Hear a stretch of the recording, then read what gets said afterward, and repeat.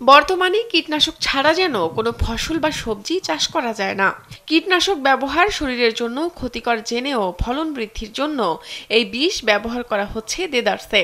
কীটনাশকের ক্ষতিকর প্রভাবের কথা ভেবে বিপজ্জনক ওষুধ ছাড়াই চাষাবাদ করা শুরু করেছেন কিছু কৃষক।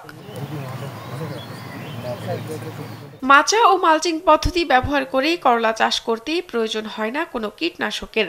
উপরে মাচা, নিচে মালচিং পেপার পদ্ধতি ব্যবহার করা হচ্ছে করলা চাষে। একই সঙ্গে দুই পদ্ধতি ব্যবহার করে একদিকে যেমন ফসলের রোগবালাই কমেছে, তেমনি কমেছে কীটনাশকের প্রয়োগ। উৎপাদন খরচও কমেছে অর্ধেক। ফলন ভালো হওয়ায় এবছর 4 লাখ টাকা লাভের আশা করছেন এই কৃষক।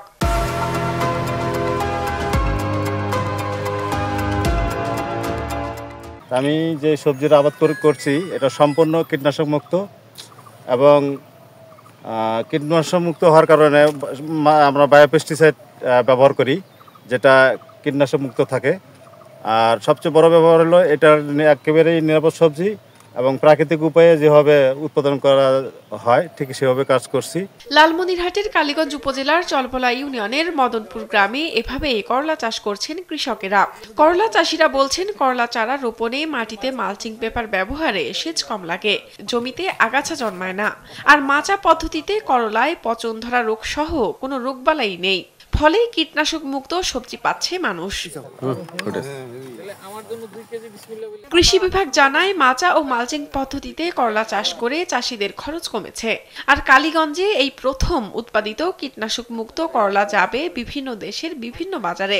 কালীগঞ্জে এবছর প্রায় 1 একর জমিতে মাচা ও মালচিং পদ্ধতি ব্যবহার করে করলা লিডার জাতের হাইব্রিড করলা মদন চাষ হয়, যেখানে কোনো ধরনের কীটনাশক ব্যবহার করা হয় না। লালমনিরহাটের জেলা কৃষি সম্প্রসারণ অধিদপ্তরের উপপরিচালক ডক্টর সাইকুল আরিফিন এসব তথ্য নিশ্চিত করেছেন।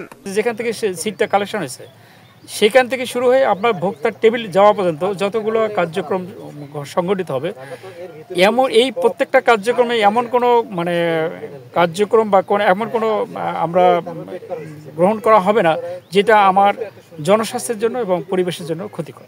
কীটনাশক মুক্ত এসব সবজি খেলে হার্টের ঝুঁকি, কিডনি রোগ, অ্যালার্জি ও অন্যান্য রোগবালাই কমবে বলে মনে করেন বিশেষজ্ঞরা। শাহনাজ পারভীন, কালবেলা।